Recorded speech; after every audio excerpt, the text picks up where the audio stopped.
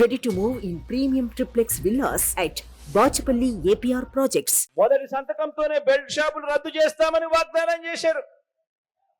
మొదటి సంతకంతోనే పండంటి బిడ్డ అనే పథకం, పేరు కూడా చూడండి ఎంత చక్కగా పెట్టారు, పండంటి బిడ్డ అనే పథకం. పేద గర్భిణీ స్త్రీలకు 10,000 ఇస్తామని చెప్పారు. ఇవన్నీ 2014 మేనిఫెస్టోలో వీళ్ళిద్దరు కలిసి చెప్పినవి. బడికి వెళ్ళే ఆడపిల్లలందరికీ సైకిల్ ఇస్తామన్నారు. ప్రతి అక్క చెల్లెమ్మలకు స్మార్ట్ ఫోన్ ఉచితంగా ఇస్తామన్నారు. మహిళా పారిశ్రామికవేత్తలకు కుటీర లక్ష్మి అని మరో పథకం అమలు చేస్తామంటూ ఇంకో వాగ్దానం చేశారు. నేను చెప్పినటివన్నీ కూడా నేను చెప్పేటివి కాదు.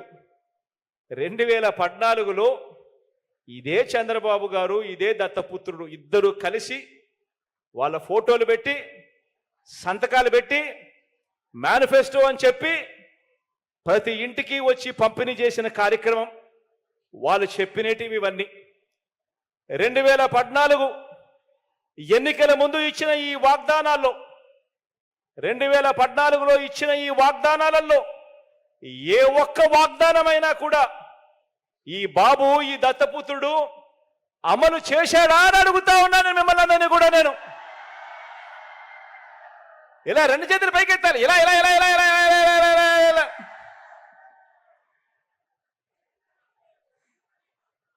ఇద్దరు కలిసి 2014లో మేనిఫెస్టో అని చెప్పి ఇవన్నీ చెప్పి అక్క చెల్లెమ్మలు నమ్మిన అక్క చెల్లెమ్మల్ని నట్టేట ముంచి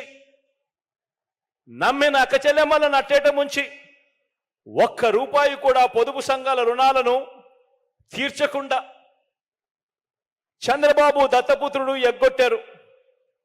అక్క చెల్లెమ్మల్ని అప్పుల పాలు చేశారు. పైగా అప్పటిదాకా అమల్లో ఉన్న 0 వడ్డీ పథకాన్ని సైతం అక్టోబర్ 2016 నుంచి దాన్ని రద్దు చేశారు. బ్యాంకుల్లో పెట్టిన బంగారు బాబు విడిపిస్తాడని నమ్మి డబ్బు కట్టని వారి బంగారాన్ని, ఆ అక్క చెల్లెమ్మల బంగారాన్ని బ్యాంకులు వేలం వేస్తా ఉంటే ఇదే చంద్రబాబు నాయుడు గారు చోద్యం చూస్తూ నిలబడ్డాడు తప్ప ఆ అక్క చెల్లెమ్మలను ఆదుకోవాలి అని చెప్పి కనీసం మనసు కూడా కరగలేదు ఈ పెద్ద మనిషికి.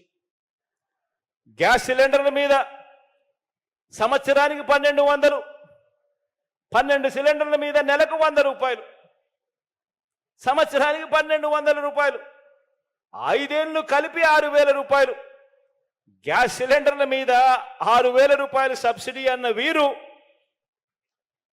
వీరు అక్క చెల్లెమ్మలకు ₹1 కూడా సబ్సిడీ మీద ఇచ్చిన పుణ్యం కట్టుకోలేదు.